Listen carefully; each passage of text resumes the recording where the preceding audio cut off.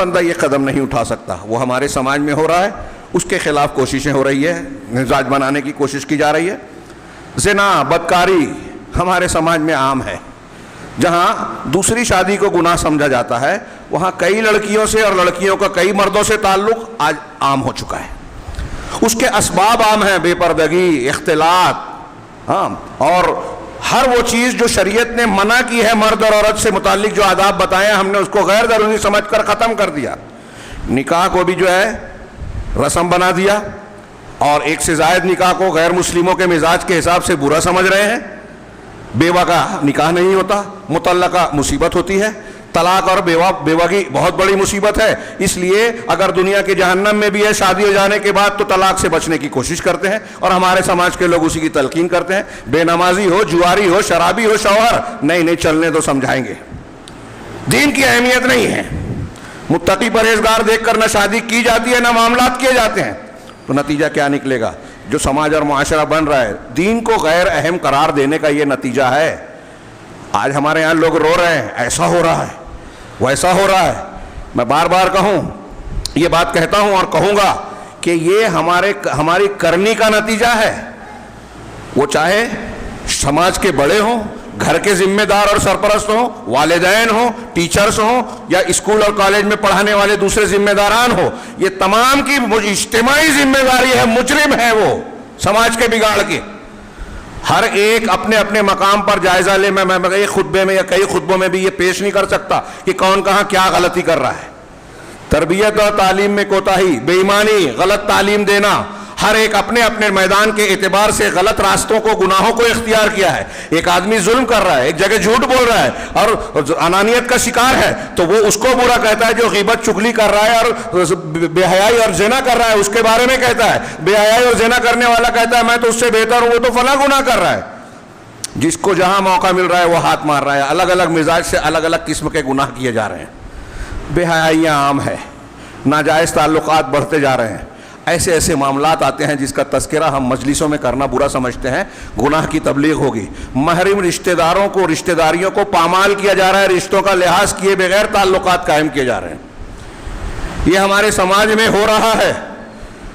کہاں سے ہو رہا ہے, کیسے ہو رہا ہے, اس کے اسباب پر ایک لمبی چوڑی بحث کی جا سکتی ہے. ایک بنیادی یہ کہ ایمان اور تقوی کا جنازہ نکل رہا ہے. دوسرے یہ کہ برائیوں کو فروغ دینے کے تمام اسباب اندر سے اور باہر سے اپنا کام کر رہے ہیں. اس میں ٹی وی, موبائل اور غیر مسلموں کے پلاننگ, منصوبہ بندی جس کی ہم کو خبر نہیں ہے, یہ بہت بڑا عنصر ہے. یہ جو ننگی فلمیں, گندی باتیں, کتابیں اور آرام سے اس قسم کے چیزوں کا حصول جو ہو رہا ہے, یہ ان کے منصوبوں کا حصہ ہے.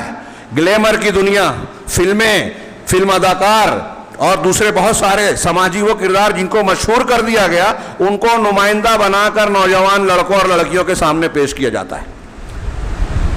اور پھر ان کی شخصیت کے تناظر میں وہ دین و ایمان کے معاملات کو, اخلاقیات کے معاملے کو اختیار کرتے ہیں. ننگے پن کو برا نہیں سمجھتے.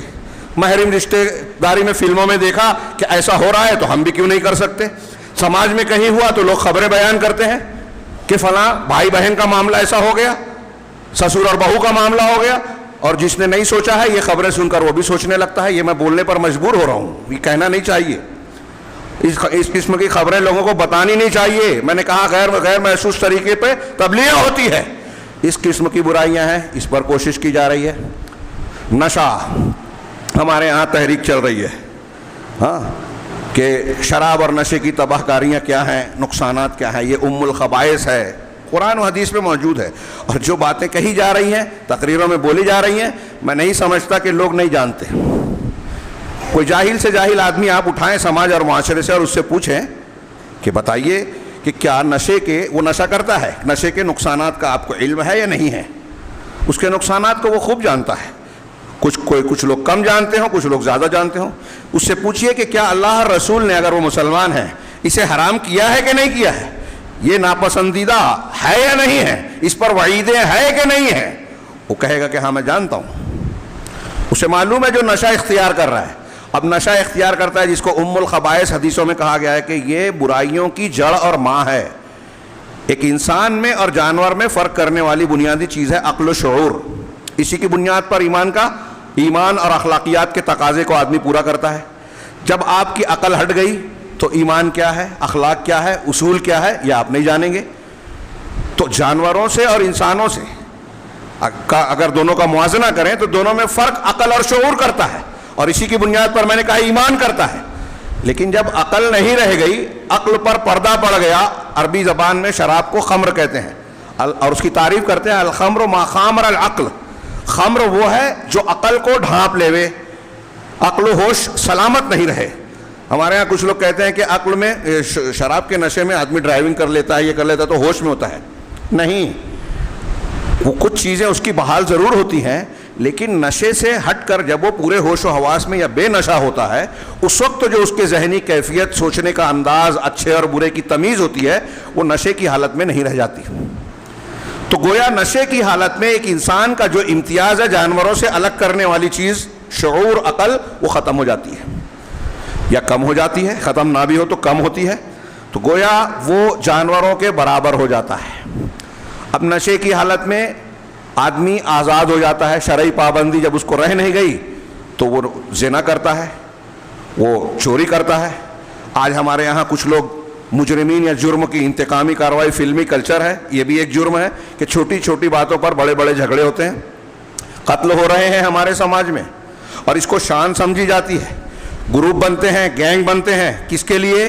گناہوں کے لیے. ایک دوسرے کا تعاون کرتے ہیں، کس میں؟ گناہوں. جیسے جاہلیت کا معاشرہ تھا، میرے قبیلے کے لوگوں پر کو مار دیا تو اب جائز طریقے سے مارا، معاملہ کیا ہے؟ یہ ایک بات اس کو دیکھنے کی ضرورت ہے. میرا خاندان، میرا رشتہ دار. ایسے ہی ہمارے یہاں کہ میرے گینگ کا آدمی ہے، میرے گروپ کا آدمی ہے، تو اب اس کا انتقام لینا ہے. انتقام لینے کی ایک آسان سی ترکیب آج کل لوگ بتاتے ہیں کہ نشے کی حالت.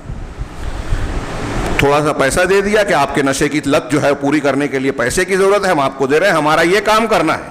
کچھ لوگ کرتے ہیں، کچھ کرواتے ہیں. یہ ایک الگ بیماری ہے، مصیبت اور پریشانی ہے.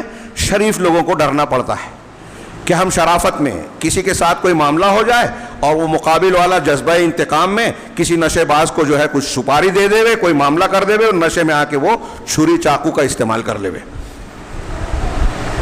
نیکیاں، شرافت، اچھائیاں دب رہی ہیں بظاہر، یہ چلتی نہیں ہے، یہ معاملہ مستقل نہیں ہوتا، لیکن فی الحال ایسا برائیوں کا غلبہ دکھائی دے رہا ہے.